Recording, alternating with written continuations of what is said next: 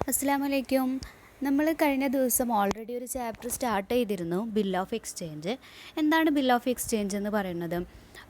നമ്മളൊരു credit sale നടത്തുമ്പോൾ creditor അല്ലെങ്കിൽ സെല്ലർ തൻ്റെ ഡെപ്റ്റർ എമൗണ്ട് അല്ലെങ്കിൽ പർച്ചേസർ എമൗണ്ട് തനിക്ക് തരാനുണ്ടെന്ന് കാണിക്കുന്ന ഒരു റിട്ടൺ ഡോക്യുമെൻ്റ് ആണ്, അല്ലെങ്കിൽ ഒരു ഡോക്യുമെൻ്ററി എവിഡൻ്റ് ആണ് എന്തെന്ന് പറയുന്നത് ബിൽ ഓഫ് എക്സ്ചേഞ്ച് എന്ന് പറയുന്നത്.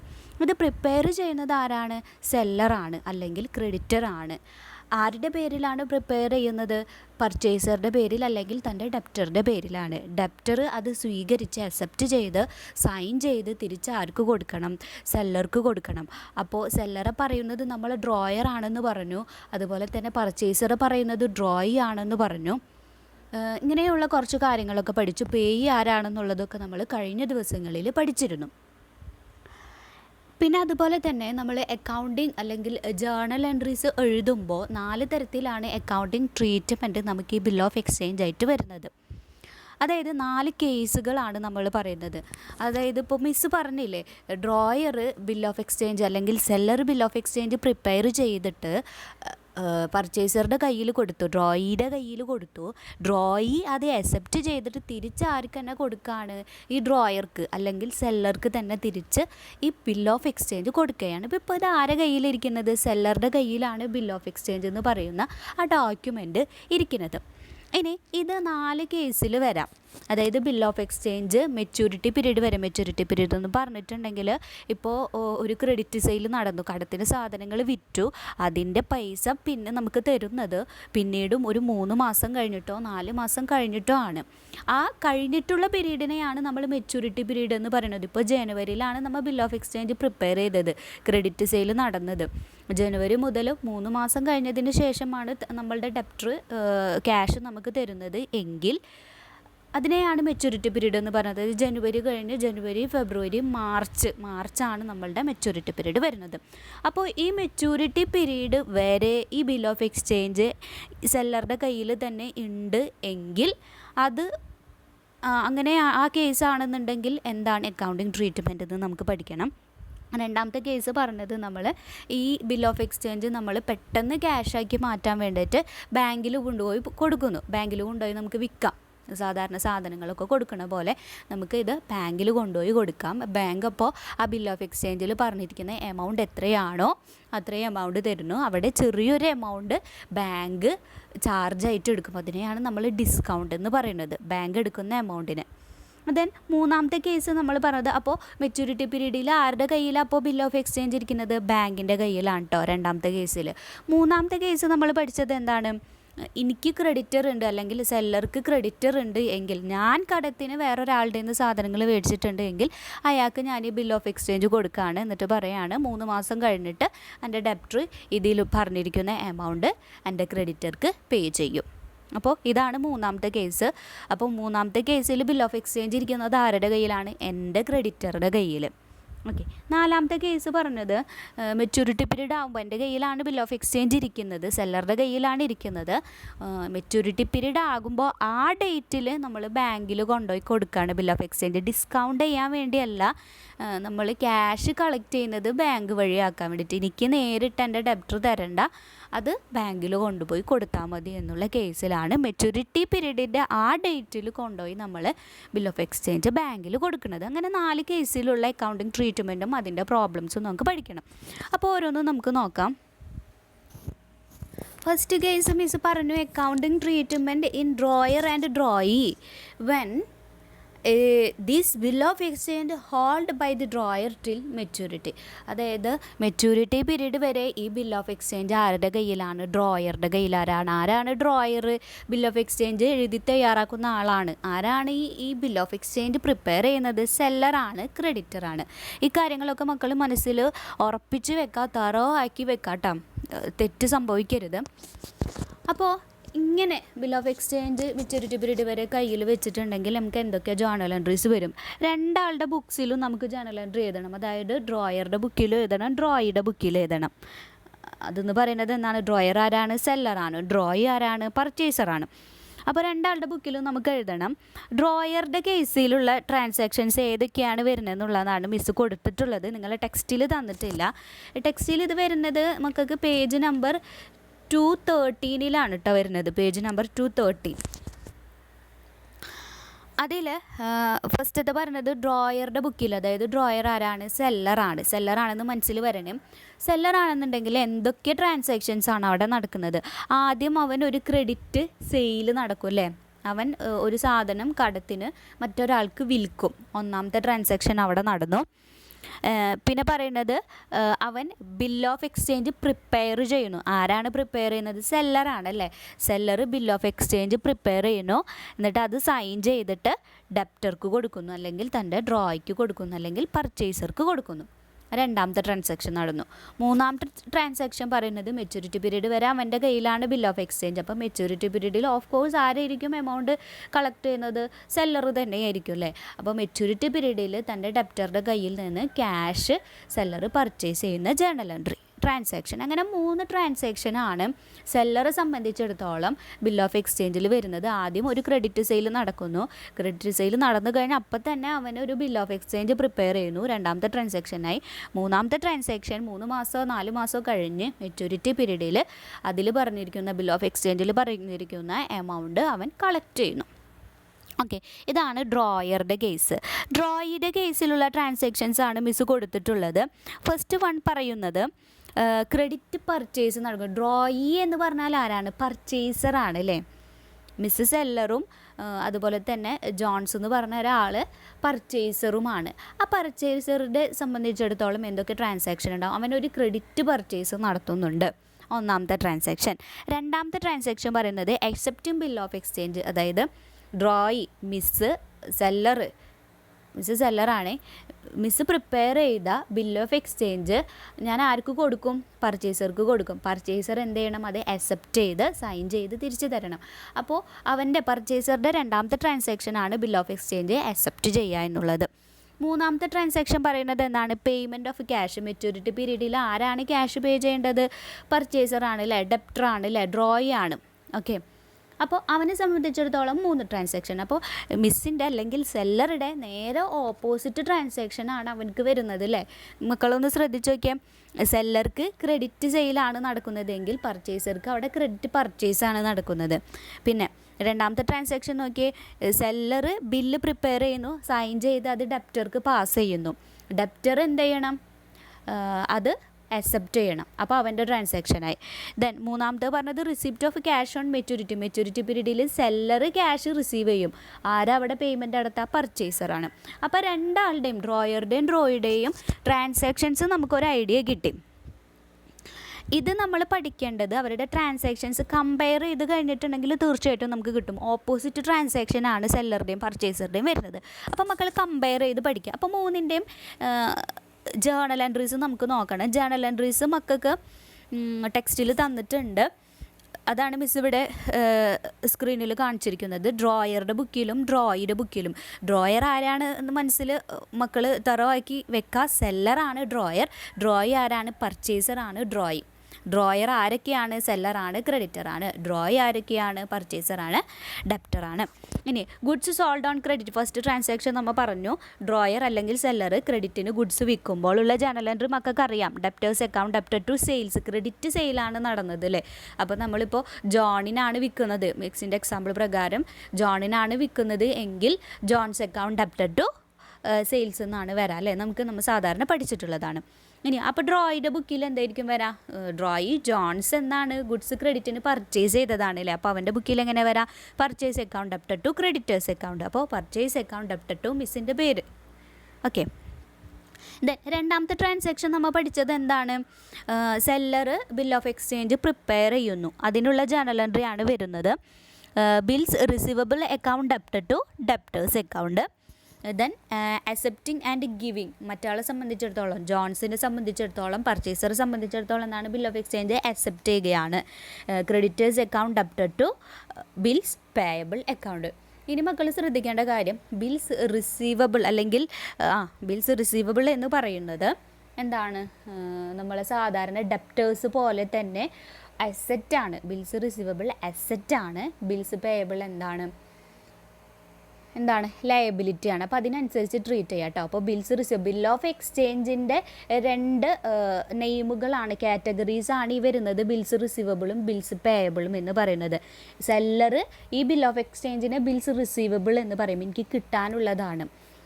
പർച്ചേസർ ഈ ബിൽ ഓഫ് എക്സ്ചേഞ്ചിനെ ബിൽസ് പേയബിൾ എന്നും പറയും. അപ്പോൾ ബിൽ ഓഫ് എക്സ്ചേഞ്ചിനെ 2 പേരിട്ട് വിളിച്ചു എന്നുള്ളൂ. സെല്ലറെ സംബന്ധിച്ചിടത്തോളം അത് അസെറ്റാണ്. അതാണ് bills receivable account debtor debit ചെയ്തത്. അസെറ്റ് ഇൻക്രീസ് ചെയ്തപ്പോൾ നമ്മൾ ഡെബിറ്റ് ചെയ്തു. ടു ഡെപ്റ്റേഴ്സ് അക്കൗണ്ട് ഡ്രോയുടെ പേര് കൊടുക്കാം.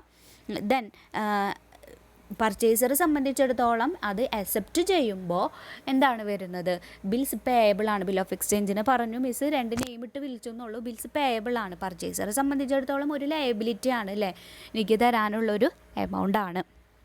അപ്പോൾ ബിൽ പേയബിൾ അക്കൗണ്ട് ക്രെഡിറ്റേഴ്സ് അക്കൗണ്ടിനെ നമ്മൾ ഡെബിറ്റ് ചെയ്യും. ഇവിടെ നമ്മൾ എന്തുകൊണ്ടാണ് ഡെപ്റ്റേഴ്സ് അക്കൗണ്ടിനെ ക്രെഡിറ്റ് ചെയ്തത് സെല്ലറുടെ ബുക്കിൽ? നേരത്തെ നമ്മൾ ഓൾറെഡി ഫസ്റ്റ് ട്രാൻസാക്ഷനിൽ നോക്കിയാൽ debtors account debited to sales എന്ന് പറഞ്ഞ് ഡെപ്റ്റേഴ്സ് അക്കൗണ്ടിന് നമ്മൾ ഓൾറെഡി ഡെബിറ്റ് ചെയ്തിട്ടുണ്ട്. ഇനി നമുക്ക് ആ ഡെബിറ്റ് വേണ്ട, കാരണം നമ്മളത് ബിൽസ് റിസീവബിൾ എന്ന് പറഞ്ഞൊരു ഡോക്യുമെൻറ്റിലേക്ക് അല്ലെങ്കിൽ പുതിയൊരു അക്കൗണ്ടിലേക്ക് നമ്മളത് മാറ്റി, ബിൽസ് റിസീവബിൾ. അപ്പോൾ നമ്മൾ ഓൾറെഡി ഡെബിറ്റ് ചെയ്ത് വെച്ചിട്ടുള്ള ഡെപ്റ്ററെ എന്ത് ചെയ്യാണ്, ക്യാൻസൽ ചെയ്ത് കളയാം. അതായത് നമുക്ക് പുതിയൊരു അസെറ്റ് വന്നു, ബിൽസ് റിസീവബിൾ എന്ന് പറഞ്ഞ പുതിയൊരു അസെറ്റ് നമ്മൾ ക്രിയേറ്റ് ചെയ്തു. അപ്പോൾ നമുക്ക് ഓൾറെഡി ഉള്ള ഡെപ്റ്റർ എന്ന് പറഞ്ഞൊരു അസെറ്റിനെ നമ്മൾ ക്യാൻസൽ ചെയ്ത് കളയുന്നു. അതുപോലെ തന്നെയാണ് പർച്ചേസറുടെ ബുക്കിൽ നോക്കിയാൽ നമ്മൾ already purchase account debited to creditors account എന്ന് പറഞ്ഞിട്ട് ക്രെഡിറ്റ് പർച്ചേസ് നടന്നപ്പോൾ എഴുതിയിട്ടുണ്ട്. ആ ക്രെഡിറ്ററെ നമ്മൾ ക്യാൻസൽ ചെയ്ത് കളയുന്നതാണ് 2ാമത്തെ ട്രാൻസാക്ഷനിൽ വരുന്നത്. അതാണ് ക്രെഡിറ്റർ നമ്മൾ ഓൾറെഡി ക്രെഡിറ്റ് ചെയ്തതാണ്, അതൊരു ലയബിലിറ്റി ആയതുകൊണ്ട് ക്രെഡിറ്റ് ചെയ്തിട്ടുണ്ടായിരുന്നു. എന്നാൽ നമ്മൾ പുതിയൊരു ലയബിലിറ്റി ക്രിയേറ്റ് ചെയ്തു അല്ലേ, ബിൽസ് പേയബിൾ എന്ന് പറഞ്ഞിട്ട് പുതിയൊരു ലയബിലിറ്റി ക്രിയേറ്റ് ചെയ്തു. അങ്ങനെ ക്രിയേറ്റ് ചെയ്യുമ്പോൾ ഓൾറെഡി നമ്മളുടെ ക്രെഡിറ്റർ എന്ന് പറഞ്ഞ ലയബിലിറ്റിയെ നമ്മൾ ക്യാൻസൽ ചെയ്ത് കളയണം. അപ്പോൾ ക്രെഡിറ്ററിനെ നമ്മൾ ഓൾറെഡി ക്രെഡിറ്റ് ചെയ്തിട്ടുണ്ട്, അതിനെ ക്യാൻസൽ ചെയ്യാൻ വേണ്ടിയിട്ട് നമ്മൾ എന്ത് ചെയ്യും, 2ാമത്തെ ട്രാൻസാക്ഷനിൽ ഡെബിറ്റ് ചെയ്യും. ഓക്കെ, അപ്പോൾ ബിൽ ഓഫ് എക്സ്ചേഞ്ച് പ്രിപ്പയർ ചെയ്യുമ്പോൾ മക്കൾ ശ്രദ്ധിക്കേണ്ട കാര്യം, 2ാമത്തെ ട്രാൻസാക്ഷനിൽ 2 കാര്യങ്ങളാണ് ശ്രദ്ധിക്കാനുള്ളത്. സെല്ലറെ സംബന്ധിച്ചിടത്തോളം ബിൽ ഓഫ് എക്സ്ചേഞ്ചിന് ബിൽസ് റിസീവബിൾ എന്നും അതെനിക്ക് അസെറ്റാണ് എന്നും മനസ്സിലാക്കുക. പർച്ചേസറെ സംബന്ധിച്ചിടത്തോളം bill of exchange bills payable ആണ് എന്നും അത് അവനെ സംബന്ധിച്ചിടത്തോളം ഒരു ലയബിലിറ്റി ആണെന്നും മക്കൾ മനസ്സിലാക്കാം. പിന്നെ പറഞ്ഞിട്ടുണ്ടെങ്കിൽ നമ്മൾ ബിൽ ഓഫ് എക്സ്ചേഞ്ച് പ്രിപ്പയർ ചെയ്ത് കഴിഞ്ഞിട്ടുണ്ടെങ്കിൽ നമ്മൾ ഓൾറെഡി ഡെപ്റ്ററെ ഡെബിറ്റ് ചെയ്തിട്ടുണ്ടെങ്കിൽ അതിനെ ക്രെഡിറ്റ് ചെയ്ത് ക്യാൻസൽ ചെയ്ത് കളയാം. ക്രെഡിറ്ററെ ക്രെഡിറ്റ് ചെയ്തിട്ടുണ്ട് എങ്കിൽ അതിനെയും ക്യാൻസൽ ചെയ്ത് കളയാം. ഇതാണ് 2ാമത്തെ ട്രാൻസാക്ഷനിൽ ശ്രദ്ധിക്കേണ്ട 2 കാര്യങ്ങൾ കേട്ടോ.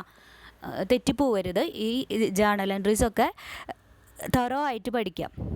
ദെൻ 3ാമത്തെ ട്രാൻസാക്ഷനിൽ വരുന്നത് receipt of cash on maturity ആണ് അല്ലേ സെല്ലറെ സംബന്ധിച്ചിടത്തോളം. അപ്പോൾ ക്യാഷ് റിസീവ് ചെയ്യുമ്പോൾ എന്താ വരിക, cash or bank account debited to bill receivable account. Then payment of cash പർച്ചേസറെ സംബന്ധിച്ചിടത്തോളം ഡ്രോയെ സംബന്ധിച്ചിടത്തോളം എന്താണ്, ക്യാഷ് പേ ചെയ്യുകയാണല്ലേ. അപ്പോൾ ഇങ്ങനെ വരാം, bills payable account debited to cash account. Okay, അപ്പോൾ നമ്മൾ ഓൾറെഡി ഉണ്ടായിരുന്ന ബിൽസ് റിസീവബിളിനെ ക്യാൻസൽ ചെയ്ത് ഇനി ബിൽ ഓഫ് എക്സ്ചേഞ്ച് നിലവിലുണ്ടോ, ഇനി ഉണ്ടോ bill of exchange? Cash payment നടന്നു കഴിഞ്ഞാൽ ബിൽ ഓഫ് എക്സ്ചേഞ്ച് ഇനി ഇല്ല, ക്യാൻസൽ ചെയ്ത് കളയണം നമ്മൾ. അതാണ് 2ാമത്തെ ട്രാൻസാക്ഷനിൽ നമ്മൾ ഡെബിറ്റ് ചെയ്ത ബിൽസ് റിസീവബിളിനെ 3ാമത്തെ ട്രാൻസാക്ഷനിൽ നമ്മൾ ക്രെഡിറ്റ് ചെയ്തതും. പർച്ചേസറെ സംബന്ധിച്ചിടത്തോളം 2ാമത്തെ ട്രാൻസാക്ഷനിൽ ക്രെഡിറ്റ് ചെയ്ത ബിൽസ് പേയബിളിനെ നമ്മൾ 3ാമത്തെ ട്രാൻസാക്ഷനിൽ എന്ത് ചെയ്തത്, ഡെബിറ്റ് ചെയ്തത്. അത് ക്യാൻസൽ ചെയ്ത് കളയുന്നതാണ് കേട്ടോ. ഓക്കെ, ദെൻ മക്കളുടെ ടെക്സ്റ്റിൽ ഇല്ലുസ്ട്രേഷൻ 1 ഉണ്ട്. ഇല്ലുസ്ട്രേഷൻ 1ൽ മക്കൾക്ക് പ്രോബ്ലം ചെയ്യാനുണ്ട്. നോക്കാം, Rajesh sold goods rupees 3,500 on credit to Thomas on 15th March 2018 and drew a bill for the amount at 2 months after date. Thomas duly accepted the bill and returned it to Rajesh. The bill was honoured at maturity. Show entries in the books of both the parties. ഇവിടെ നമുക്ക് ആദ്യം അറിയേണ്ടത് ആരാണ് seller, ആരാണ് purchaser എന്നാണല്ലേ. നോക്കിയേ, Rajesh sold goods on credit to Thomas. അപ്പോൾ ഇവിടെ രാജേഷാണ് സെല്ലർ അല്ലേ, രാജേഷാണ് സെല്ലർ, തോമസ് ആണ് പർച്ചേസർ അല്ലേ. മിസ് അതിൻ്റെ സ്പ്ലിറ്റപ്പ് കാണിച്ചു തരാം. രാജേഷ് ആരാണ്? ക്രെഡിറ്റർ ആണ്, ഡ്രോയർ ആണ്, സെല്ലർ ആണ്. തോമസ് ആരാണ്? ഡെപ്റ്റർ ആണ്, ഡ്രോയി ആണ്, പർച്ചേസർ ആണ്. അപ്പോൾ തോമസിനാണ് നമ്മൾ സാധനങ്ങൾ വിൽക്കുന്നത്. അപ്പോൾ തോമസ് പർച്ചേസർ ആണ്. ഓൺ 15th March 2018 മാർച്ച് 2018 15-നാണ് നമ്മൾ സാധനങ്ങൾ വിൽക്കുന്നത്. അപ്പോൾ ബിൽ ഓഫ് എക്സ്ചേഞ്ചും തീർച്ചയായിട്ടും പ്രിപ്പയർ ചെയ്തിട്ടുണ്ടാവുക ആ ഡേറ്റിൽ തന്നെ ആയിരിക്കും. ആൻഡ് ഡ്രൂ എ ബിൽ കണ്ടോ for the month at 2 months after date. അതെന്താ പറയുന്നത്? 2 months after date maturity period ആണ് പറയുന്നത്. അതായത് 2 മാസം കഴിഞ്ഞിട്ടാണ് ഈ 3500 രൂപ തോമസ് രാജേഷിന് കൊടുക്കുന്നത്. Okay, Thomas duly accepted the bill. Thomas bill accept ചെയ്തു and return it to Rajesh. രാജേഷിന് തിരിച്ചു കൊടുത്തു. അതായത് പർച്ചേസർ ബില്ല് അക്സെപ്റ്റ് ചെയ്തിട്ട് തിരിച്ച് സെല്ലർക്ക് കൊടുത്തു. The bill was honoured at maturity എന്ന് പറഞ്ഞാൽ എന്താണ്? മെച്യൂരിറ്റി പീരീഡ് വരെ ബില്ല് ആരുടെ കയ്യിലായിരുന്നു? രാജേഷിൻ്റെ കയ്യിൽ തന്നെ ആയിരുന്നു. അവൻ ബാങ്കിൽ കൊണ്ടുപോയി ഡിസ്കൗണ്ട് ചെയ്തിട്ടില്ല, തൻ്റെ ക്രെഡിറ്റർക്ക് കൊടുത്തിട്ടില്ല. അതുപോലെ തന്നെ മെച്യൂരിറ്റി പീരീഡിൽ ബാങ്കിൽ കൊണ്ടുപോയി കൊടുത്തിട്ടും ഇല്ല. നമ്മളെ ഫസ്റ്റ് കേസാണ് ഇതിൽ വരുന്നത്. മെച്യൂരിറ്റി പീരീഡ് വരെ ഹോൾഡ് ചെയ്ത് വെച്ചു ആര്? Rajesh. Show the entries in the books of both the parties. അപ്പോൾ ഇവിടെ പേയി ആരാണ്? രാജേഷാണ് കേട്ടോ. മിസ് എഴുതിയിട്ടുണ്ട്, രാജേഷാണ് പേയി. പേയി എന്നുള്ളതൊക്കെ നമ്മൾ കഴിഞ്ഞ ക്ലാസ്സിൽ ടേം പഠിച്ചതാണ്. പേയി എന്ന് പറഞ്ഞ ടേമൊക്കെ. മെച്യൂരിറ്റി പീരീഡ് നമുക്ക് വരുന്നത് എന്നാണെന്ന് കാൽക്കുലേറ്റ് ചെയ്യണം അല്ലേ? അപ്പോൾ മാർച്ച് 15-നാണ് നമ്മൾ സാധനങ്ങൾ വിറ്റത്. അവിടെ നിന്ന് 2 മാസത്തേക്കാണ് നമ്മൾ ബില്ല് എഴുതുന്നത്. അപ്പോൾ മാർച്ച് കഴിഞ്ഞ് ഏപ്രിൽ 15 മെയ് 15 അല്ലേ? മെയ് 15-നാണ് നമ്മളെ മെച്യൂരിറ്റി പീരീഡ് വരാം. പ്ലസ് 3 days ഓഫ് ഗ്രേസ് നമ്മൾ പഠിച്ചല്ലേ? ഓൾറെഡി കഴിഞ്ഞ ക്ലാസ്സിൽ പറഞ്ഞു മിസ്. ഡേയ്സ് ഓഫ് ഗ്രേസ് എന്ന് പറഞ്ഞ് 3 ദിവസം കൂടി നമ്മൾക്ക് കൂട്ടിത്തരും നമ്മളുടെ സെല്ലർ. അപ്പോൾ ഈ മെയ് 15 കഴിഞ്ഞ് മെയ് 16, 17, 18 3 ദിവസം കൂടി അതിൻ്റെ കൂടെ ആഡ് ചെയ്യുന്നു. അതാണ് 18 മെയ് 2018-നാണ് മെച്യൂരിറ്റി പീരീഡ് എന്ന് മിസ് കാണിച്ചിട്ടുള്ളത്. കണ്ടോ? Maturity period 18th May 2018. എങ്ങനെ വരുന്നതെന്നുള്ള എൻ്റെ സ്പ്ലിറ്റപ്പാണ് മിസ് അതിൻ്റെ തൊട്ട് താഴെ കൊടുത്തിട്ടുള്ളത്. 2 മാസം എന്ന് പറയുമ്പോൾ 15 മെയ് 2018 വരും. ഡേയ്സ് ഓഫ് ഗ്രേസ് 3 ദിവസം കൂടി ആഡ് ചെയ്യുമ്പോഴാണ് 18 മെയ് 2018 വരുന്നത്. ഓക്കെ, ഇനി മക്കൾക്ക് സിമ്പിളായിട്ട് പ്രോബ്ലം ചെയ്യാം. പ്രോബ്ലത്തിന് വേണ്ട ജേർണൽ എൻട്രീസൊക്കെ നമ്മൾ ഓൾറെഡി എഴുതി തിട്ടപ്പെടുത്തിയതാണ്. യാതൊരു വ്യത്യാസവും ഇല്ല. ഡ്രോയറുടെ ബുക്കിൽ എഴുതേണ്ട ജേർണൽ എൻട്രീസ് എഴുതാം. അപ്പോൾ മക്കൾ ചെയ്യേണ്ട കാര്യം entries in the books of Rajesh എന്ന് എഴുതാം ആദ്യം. എന്നിട്ട് അയാളുടെ ബുക്കിലുള്ള എല്ലാ ജേർണൽ എൻട്രീസും എഴുതാം. Then entries in the books of Thomas drawee. ആദ്യം സെല്ലറുടെ ബുക്കിലുള്ള ജേർണൽ എൻട്രീസ് കംപ്ലീറ്റ് ചെയ്താൽ എന്നിട്ട് പർച്ചേസറുടെ ബുക്കിലുള്ള ജേർണൽ എൻട്രീസ് കംപ്ലീറ്റ് ചെയ്താൽ. ഓക്കെ, അപ്പോൾ ഡേറ്റ് മക്കൾ ശ്രദ്ധിക്കണം. ഇവിടെ bill of exchange credit sale നടക്കുന്നത് 15 മാർച്ച് 2018-നാണ്. അന്ന് തന്നെയാണ് ബിൽ ഓഫ് എക്സ്ചേഞ്ച് പ്രിപ്പയർ ചെയ്യുന്നതും. 15 മാർച്ച് 2018 തന്നെ. മെച്യൂരിറ്റി പീരീഡ് മാത്രമാണ് 18 മെയ് 2018 വരുന്നത്. അപ്പോൾ നിങ്ങളുടെ ബുക്കിൽ പേജ് നമ്പർ 214-ൽ ഈ സൊല്യൂഷൻ തന്നിട്ടുണ്ട്, അത് നോക്കാം. ഡ്രോയറുടെ ബുക്കിൽ ആദ്യം ഗുഡ്സ് ക്രെഡിറ്റ് സെയിൽ നടക്കുമ്പോൾ debtors account debtor to sales എന്നാണ് അല്ലേ? ഇവിടെ നമ്മളുടെ ഡെപ്റ്റർ ആരാണ്? തോമസ് ആണ്. അപ്പോൾ Thomas account debtor to sales എന്ന് വരും. ബില്ല് റിസീവ് ചെയ്യുമ്പോൾ നമുക്ക് വരുന്നത് bills receivable account debtor to debtors account എന്നാണ്. അതായത് bills receivable account debtor to Thomas account. Then maturity പീരീഡിൽ അതായത് മെയ് 18-ന് ക്യാഷ് റിസീവ് ചെയ്യുമ്പോൾ cash account debtor to bills receivable account. ഇതാണ് ഡ്രോയറുടെ ബുക്കിൽ വരുന്നത്, അതായത് രാജേഷിൻ്റെ ബുക്കിൽ വരുന്നത്. ഡ്രോയിയുടെ ബുക്കിൽ വരുന്ന ജേർണൽ എൻട്രീസ് ആണ് purchase account debtor to creditors account. ആരാണ് ക്രെഡിറ്റർ? രാജേഷാണ്. Accepting and giving the bill of exchange creditors account debtor to bills payable ആണ്. ഇവിടെ ആരാണ് ക്രെഡിറ്റർ? രാജേഷാണ്. Rajesh account debtor to bills payable എന്ന് വരും. Then payment of cash bills payable account debtor to cash. Amount എല്ലാത്തിലും 3500 തന്നെയാണ്. Okay, അതിൽ വ്യത്യാസങ്ങളൊന്നും ഇല്ല. ഇത്രയുമാണ് ഫസ്റ്റത്തെ പറയുന്നത്. അപ്പോൾ ജേർണൽ എൻട്രീസ് കറക്റ്റ് പഠിക്കുക, അതിനനുസരിച്ച് പ്രോബ്ലം ചെയ്യുക, വേറെ വ്യത്യാസങ്ങളൊന്നുമില്ല.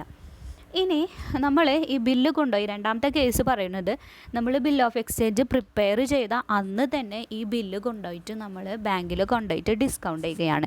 അതായത് ഇപ്പോൾ ബില്ലിൽ പറഞ്ഞിരിക്കുന്ന എമൗണ്ട് 5000 ആണെന്നുണ്ടെങ്കിൽ ആ പൈസ അപ്പം തന്നെ കിട്ടാൻ വേണ്ടിയിട്ട് ബാങ്കിൽ കൊണ്ടുപോയി കൊടുക്കുകയാണ്.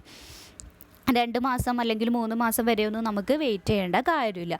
അപ്പോൾ ബാങ്ക് അതിൽ പറഞ്ഞിരിക്കുന്ന എമൗണ്ട് നമുക്ക് തരും. 5000 രൂപ തരില്ല, പകരം എന്ത് ചെയ്യും, ഒരു നിശ്ചിത എമൗണ്ട്, ഇപ്പോൾ ഒരു 1000 രൂപയ്ക്ക് അല്ലെങ്കിൽ 500 രൂപയ്ക്ക് അവർ എന്ത് ചെയ്യും, ഡിസ്കൗണ്ട് ആയിട്ട് എടുക്കും, ബാങ്കിൻ്റെ ചാർജായിട്ട് എടുക്കും. കാരണം അപ്പോൾ തന്നെ നമുക്ക് പൈസ തരല്ലേ. അപ്പോൾ 4500 കിട്ടുള്ളൂ എനിക്ക്. ഞാൻ ഈ ബിൽ ഓഫ് എക്സ്ചേഞ്ച് ബാങ്കിൽ കൊണ്ടുപോയി കൊടുത്തിട്ടുണ്ടെങ്കിൽ എനിക്ക് 5000ൻ്റെ ബിൽ ഓഫ് എക്സ്ചേഞ്ച് ആണെങ്കിലും 4500 കിട്ടുള്ളൂ. 500 രൂപ ബാങ്ക് എടുക്കും. അതിനെയാണ് നമ്മൾ ഡിസ്കൗണ്ട് എന്ന് പറയുന്നത് കേട്ടോ. അതിൻ്റെ നോട്ട്സാണ് മിസ്സിൽ കൊടുത്തിട്ടുള്ളത്.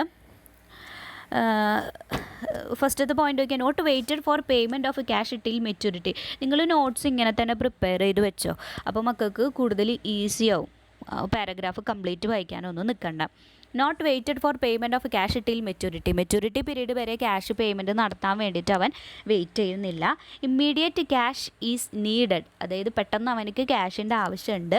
Selling of bill to bank or financial institution, ഏതെങ്കിലും ഒരു ഫിനാൻഷ്യൽ ഇൻസ്റ്റിറ്റ്യൂഷനോ ബാങ്കിനോ ഈ ബിൽ ഓഫ് എക്സ്ചേഞ്ച് സെല്ലർ കൊണ്ടുപോയിട്ട് വിൽക്കുന്നു. Discounts certain amount from face value of ബില്ലിൻ്റെ ഫേസ് വാല്യൂന്ന് ഒരു നിശ്ചിത എമൗണ്ട് ഡിസ്കൗണ്ടായിട്ട് ബാങ്ക് ഈടാക്കുന്നു, ബാങ്ക് ചാർജ് ചെയ്യുന്നു. അതായത് 5000 ആണ് ഫേസ് വാല്യൂ ബിൽ ഓഫ് എക്സ്ചേഞ്ചിൻ്റെ, അതിൽ നിന്ന് ഒരു 500 രൂപ ഡിസ്കൗണ്ടായിട്ട് എടുക്കുന്നു. On maturity bank receives the cash. ഇനി ബിൽ ഓഫ് എക്സ്ചേഞ്ച് ആരുടെ കയ്യിലിരിക്കുന്നത്, നമ്മൾ ബാങ്കിന് വിറ്റൂല, ഇനി ബാങ്കിൻ്റെ കയ്യിലാണ് ആ ബിൽ ഓഫ് എക്സ്ചേഞ്ച് ഇരിക്കുന്നത്. അപ്പോൾ മെച്യൂരിറ്റി പീരീഡിൽ ക്യാഷ് റിസീവ് ചെയ്യുന്നത് ആരാണ്, ബാങ്കാണ്. അപ്പോൾ ഇവിടെ പേ ആരാണ്, ബാങ്കാണ്. അത് മനസ്സിൽ വെച്ചോട്ടെ മക്കൾ.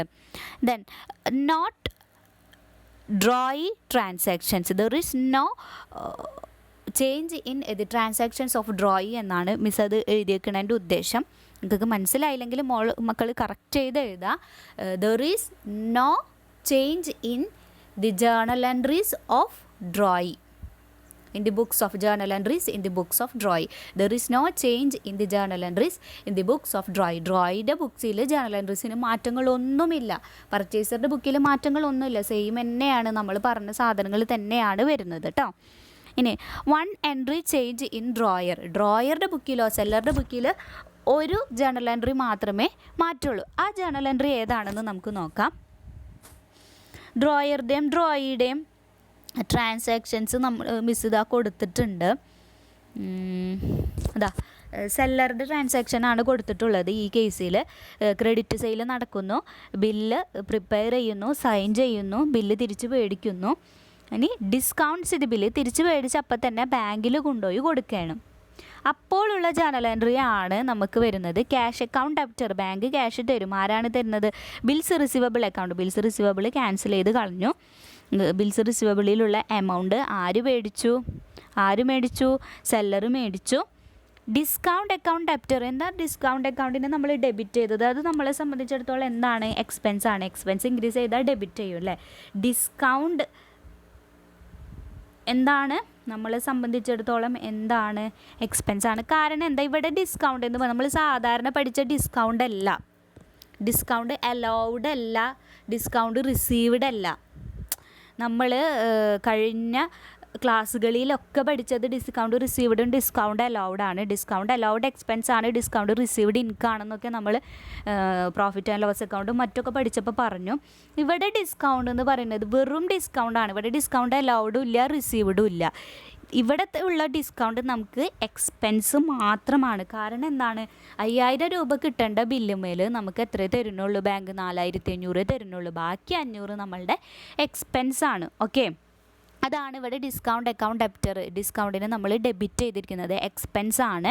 ഇത് ഡിസ്കൗണ്ട് റിസീവ്ഡോ ഡിസ്കൗണ്ട് അലൗഡോ അല്ല, നമുക്കൊരു എക്സ്പെൻസ് ആയിട്ടാണ് നമ്മളിതിനെ ട്രീറ്റ് ചെയ്യുന്നത്. ഡ്രോയിൻ്റെ ട്രാൻസാക്ഷൻസ് മിസ് ചെയ്തേക്കണ നോക്കിയാൽ സെയിം ഇൻ ഫസ്റ്റ് കേസിൽ സെയിം ട്രാൻസാക്ഷൻസ് തന്നെയാണ്. അപ്പോൾ മക്കൾ അതന്നെ എടുത്ത് ഇങ്ങോട്ട് എഴുതാം കേട്ടോ. സെയിം ഇൻ ഫസ്റ്റ് കേസ് ഒന്നും എഴുതണ്ട, അങ്ങനെ തന്നെ എടുത്ത് എഴുതാം. ദെൻ ഇല്ലുസ്ട്രേഷൻ 2 വായിച്ചു നോക്കാം മക്കൾ. അപ്പോൾ ഈ ഒരു ജേർണൽ എൻട്രി മാത്രമേ മാറ്റുള്ളൂ, cash account debtor, discount account debtor to bills receivable എന്ന് പറയുന്ന journal entry. Okay, Mohan sold illustration 2 എടുക്കുക. എല്ലാവരും ടെക്സ്റ്റ് ബുക്ക് ഓപ്പൺ ചെയ്യുക. 215 എടുക്കുക page number. Mohan sold goods worth ₹3000 on credit to Rajan on 1 January 2014. Mohan രാജന് ഗുഡ്സ് വിറ്റിട്ടുണ്ട്, കടത്തിന് വിറ്റെന്ന് പ്രത്യേകം പറഞ്ഞിട്ടുണ്ട്. 3000 രൂപയാണ്. അപ്പോൾ മോഹനാണ് ഇവിടുത്തെ സെല്ലർ, ക്രെഡിറ്റർ, ഡ്രോയർ മോഹനാണ്. രാജനാണ് പർച്ചേസർ, ഡെപ്റ്റർ, ഡ്രോയർ. ഇനി എന്ത് ചെയ്യുന്നു? And drew a bill for amount at 3 months after date. അതായത് ജാനുവരി 1 ശേഷം, ജാനുവരിക്ക് ശേഷം 3 മാസം കഴിഞ്ഞിട്ടാണ് നമ്മൾ എമൗണ്ട് റിസീവ് ചെയ്യുക എന്ന് പറയുന്നത്. Rajan duly accepted the bill and return it to Mohan. Rajan bill accept ചെയ്തിട്ട് മോഹന് തന്നെ തിരിച്ചു കൊടുത്തു. അതായത് പർച്ചേസർ ബില്ല് അക്സെപ്റ്റ് ചെയ്തിട്ട് സെല്ലർക്ക് തിരിച്ചു കൊടുത്തു. On 4th January Mohan discounted the bill with his bank at 12% per annum. അതായത് 2014 ജാനുവരി 1 ക്രെഡിറ്റ് സെയിൽ നടന്നതും ബില്ല് പ്രിപ്പയർ ചെയ്തതും. എന്നാൽ ബില്ല് ഡിസ്കൗണ്ട് ചെയ്യുന്നത് ജാനുവരി 4 ഡേറ്റ് പ്രത്യേകം ശ്രദ്ധിക്കാം. ബാങ്കിൽ കൊണ്ടുപോയി കൊടുക്കുന്നു. 12% ബില്ലുമേൽ കിട്ടുന്ന ഡിസ്കൗണ്ട് എന്ന് പറയുന്നത്. പെർ ആനമാണ്, പ്രത്യേകം ശ്രദ്ധിക്കുക. 12% പെർ ആനം എന്ന് മക്കൾക്ക് തന്നിട്ടുണ്ട് അല്ലേ, ശ്രദ്ധിക്കണം കേട്ടോ. പെർ ആനം എന്ന് പറഞ്ഞാൽ പെർ ഇയറിക്കാണ് 12% ഡിസ്കൗണ്ട് ചാർജ് ചെയ്യുന്നത്. അപ്പോൾ ഡിസ്കൗണ്ട് കാൽക്കുലേറ്റ് ചെയ്യുമ്പോൾ ഇത് പ്രത്യേകം ശ്രദ്ധിക്കണം. On the due date the bill is met. Due ഡേറ്റിൽ ബില്ല് മെറ്റ് ചെയ്തു എന്ന് പറഞ്ഞാൽ രാജൻ പേയ്മെൻറ്റ് നടത്തി. ആർക്കായിരിക്കും പേയ്മെൻറ്റ് നടത്തിയിട്ടുണ്ടാവുക? ഓഫ് കോഴ്സ് ബാങ്കിൻ്റെ കയ്യിലാണ് ബിൽ ഓഫ് എക്സ്ചേഞ്ച് ഇരിക്കുന്നത്, ബാങ്കിനായിരിക്കും രാജൻ പേയ്മെൻറ്റ് നടത്തിയിട്ടുണ്ടാവുക. Give journal entries in the books of Mohan and Rajan. മോഹൻ്റെയും രാജൻ്റെയും ബുക്കിലെ ജേണൽ എൻട്രീസ് എഴുതാനാണ് പറഞ്ഞിട്ടുള്ളത്. ബാങ്കിൻ്റെ ബുക്കിലത്തെ ജേണൽ എൻട്രീസ് എഴുതാൻ നമ്മളോട് പറഞ്ഞിട്ടില്ല കേട്ടോ. അപ്പോൾ ഡ്രോയറുടെയും ഡ്രോയിയുടെയും എഴുതണം. അപ്പോൾ ഫസ്റ്റ് വൺ ഡ്രോയറുടെ ബുക്കിൽ നമുക്ക് നോക്കണം അല്ലേ. In the books of the drawer page number 215 solution ഉണ്ട്, മക്കൾ നോക്കാം. അതിനു മുൻപ് നമുക്ക് അറിയേണ്ടത് മോഹനും രാജനും ആരാണെന്ന് കിട്ടി. ബാങ്ക് ആരാണ്? ബാങ്കാണ് ബാങ്കിനാണ് നമ്മൾ പേയ്മെൻറ്റ് നടത്തുന്നത്. ഇവിടെ ഡിസ്കൗണ്ട് എത്രയാണ്? 12% പെർ ആനം. പെർ ആനം എന്നുള്ളത് മിസ് കണ്ടോ, ഇയർലി എന്നാണ് മിസ് കൊടുത്തിട്ടുള്ളത്. പിന്നെ ഡിസ്കൗണ്ട് ചെയ്യുന്ന ഡേറ്റ് ആണ് അവിടെ ബ്രാക്കറ്റിൽ കൊടുത്തിട്ടുള്ളത്. 4th January 2015 ബാങ്കിൽ കൊണ്ടുപോയി കൊടുക്കുന്നത് മോഹൻ ഈ ബില്ല്. മെച്യൂരിറ്റി പീരീഡ് വരുന്നത് 4th April 2014 അത് കാൽക്കുലേറ്റ് ചെയ്യാം മക്കൾ. ജാനുവരി 1 മുതൽ 3 മാസം. ജാനുവരി 1, ഫെബ്രുവരി 1, മാർച്ച് 1, ഏപ്രിൽ 1 അല്ലേ. ഏപ്രിൽ 1 കഴിഞ്ഞിട്ട് ഫെബ്രുവരി, മാർച്ച്, ഏപ്രിൽ 1 കഴിഞ്ഞിട്ട് 3 ദിവസം ഡേയ്സ് ഓഫ് ഗ്രേസ് ഉണ്ട്. അതും കൂടി ആഡ് ചെയ്തിട്ടാണ് ഈ വരുന്നിട്ടുള്ളത്. അപ്പോൾ ഏപ്രിൽ 1 കഴിഞ്ഞിട്ട് 2, 3, 4 അതാണ് 4th April 2014 വന്നത്. അപ്പോൾ മെച്യൂരിറ്റി പീരീഡ് കാൽക്കുലേറ്റ് ചെയ്യുമ്പോൾ പ്രത്യേകം ശ്രദ്ധിക്കണം, ഡേയ്സ് ഓഫ് ഗ്രേസ് നമ്മൾ ആഡ് ചെയ്ത് കൊടുക്കണം. ഇനി നമുക്ക് ഇതിൻ്റെ സൊല്യൂഷൻ നോക്കാം. മക്കൾ ടെക്സ്റ്റ് ബുക്ക് ഓപ്പൺ ചെയ്യുക. ടെക്സ്റ്റ് ബുക്കിൽ നോക്കിയേ, ക്രെഡിറ്റ് സെയിൽ നടക്കുന്നു. ഡ്രോയറുടെ ബുക്കിലാണ്, സെല്ലറുടെ ബുക്കിൽ ക്രെഡിറ്റ് സെയിൽ ആദ്യം നടക്കുന്നു. Debtors account debtor to sales എന്നാണ് നമ്മൾ പഠിച്ചിട്ടുള്ള ജേണൽ എൻട്രി. ഡെപ്റ്റർ ഇവിടെ രാജനാണ്, അപ്പോൾ Rajan's account debtor to sales 3000. Then bills receivable prepare ചെയ്തിട്ട് അത് രാജന് കൊടുത്തിട്ട് തിരിച്ച് റിസീവ് ചെയ്യാണ്. അപ്പോൾ bills receivable account debtor to Rajan എന്നാണെന്ന് നമ്മൾ പഠിച്ചിട്ടുണ്ട്. ഇനി ജാനുവരി 4 നമ്മൾ ഈ ബില്ല് കൊണ്ടുപോയിട്ട് മെച്യൂരിറ്റി പീരീഡിൻ്റെ ഡേറ്റ് അല്ല വരാം, നമ്മൾ ഡിസ്കൗണ്ട് ചെയ്യുന്ന ഡേറ്റാണ് ഈ ജാനുവരി 4 ബാങ്കിൽ കൊണ്ടുപോയി വിൽക്കുകയാണ്. അപ്പോൾ നമുക്കൊരു ഡിസ്കൗണ്ട് വരുന്നുണ്ട്, ഡിസ്കൗണ്ട് ചെയ്യാണ്. Bank account debtor, discount account debtor to bills receivable എന്നാണ് നമ്മൾ പഠിച്ചത്. അപ്പോൾ നമുക്ക് ഈ എമൗണ്ട് കാൽക്കുലേറ്റ് ചെയ്യണം അല്ലേ. ബിൽസ് റിസീവബിൾ ബില്ലിൻ്റെ എമൗണ്ട് വരുന്നത് 3000 ഫേസ് വാല്യൂ ഓഫ് ദി ബില്ലാണ്. ഇനി നമ്മൾക്ക് ഡിസ്കൗണ്ട് 12% ആണെന്ന് നമുക്ക് തന്നിട്ടുണ്ട് അല്ലേ. അതിൻ്റെ കാൽക്കുലേഷനാണ് മിസ് ഇവിടെ സ്ക്രീനിൽ കൊടുത്തിട്ടുള്ളത്. നിങ്ങൾക്ക് അല്ലെങ്കിൽ ടെക്സ്റ്റ് ബുക്കിൽ തന്നിട്ടുണ്ട് തോന്നുന്നു. ടെക്സ്റ്റ് ബുക്കിൽ തന്നിട്ടുണ്ട്. 215 നോട്ടായിട്ട് തന്നിട്ടുണ്ട് കാൽക്കുലേഷൻ ഓഫ് ഡിസ്കൗണ്ട് എന്ന് പറഞ്ഞിട്ട്.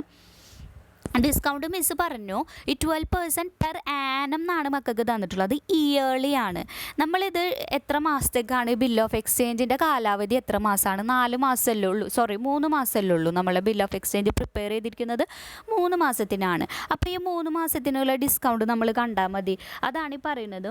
3000 രൂപയാണ് ബിൽ ഓഫ് എക്സ്ചേഞ്ചിൻ്റെ വാല്യൂ ഇൻറ്റു 12/100 നമ്മളുടെ പെർസെൻറ്റേജ് പെർ ആനമാണ്, ഇയർലി പെർസെൻറ്റേജ് ആണ്, ഇൻറ്റു 3/12. അതായത് 12 മാസത്തിൽ നമ്മൾ 3 മാസം, 12 മാസം എന്ന് വെച്ചാൽ 1 വർഷമായി അല്ലേ. അപ്പോൾ ഇയർലി ആയി. അതിൽ നമ്മൾ 3 മാസത്തിനുള്ളത് കണ്ടാൽ മതി. കാരണം 3 മാസം മാത്രമേ ഈ ബിൽ ഓഫ് എക്സ്ചേഞ്ചിൻ്റെ കാലാവധിയേ ഉള്ളൂ. അപ്പോൾ 3/12 ചെയ്യുമ്പോൾ നമുക്ക് 90 ആണ് ഡിസ്കൗണ്ട് കിട്ടുന്നത് കേട്ടോ. അപ്പോൾ 90 എങ്ങനെ കിട്ടിയെന്ന് നോക്കണം. 3000 face value of the bill of exchange into 12% നമുക്ക് തന്നിട്ടുണ്ട്. 12/100 ചെയ്യുന്നു ഇൻറ്റു 3/12 ബിൽ ഓഫ് എക്സ്ചേഞ്ചിൻ്റെ പീരീഡ്. ഓക്കെ, അങ്ങനെ 90 കിട്ടി. അതാണ് മക്കൾ നോക്കുക. ജേർണൽ എൻട്രിയിൽ 90 എഴുതിയിരിക്കുന്നത്. ഡിസ്കൗണ്ടിന് നേരെ കണ്ടോ 90 എഴുതിയിരിക്കുന്നത്. ഡിസ്കൗണ്ട് അക്കൗണ്ട് ഡെപ്റ്റർ എന്ന് പറഞ്ഞ് 90 എഴുതിയിട്ടുണ്ട് അല്ലേ. ബാങ്ക് അക്കൗണ്ടിൽ അപ്പോൾ എത്രയായിരിക്കും റിസീവ് ചെയ്തിട്ടുണ്ടാവുക? 3090 രൂപ ബാങ്ക് പിടിച്ചു കഴിഞ്ഞാൽ ബാക്കിയുള്ളതാണ് കേട്ടോ ക്യാഷ് റിസീവ്ഡ് ബൈ ഡ്രോയർ എന്ന് പറഞ്ഞ് മിസ് കൊടുത്തിരിക്കുന്നത് കണ്ടോ. 3090 രൂപ ബാങ്ക് പിടിച്ചു കഴിഞ്ഞാൽ ബാക്കി 2910. അതാണ് അപ്പോൾ സെല്ലർക്ക് കിട്ടിയിട്ടുള്ളത്. ഇനി രാജൻ്റെ ബുക്കിൽ ജേർണൽ എൻട്രീസിൽ വ്യത്യാസമൊന്നുമില്ല, പഴയതുപോലെ തന്നെയാണ്. അപ്പോൾ അത് ശ്രദ്ധിക്കുക. 3000 തന്നെയാണ് രാജൻ്റെ ബുക്കിൽ എല്ലാ സ്ഥലത്തും വരുന്നത്. ഓക്കെ.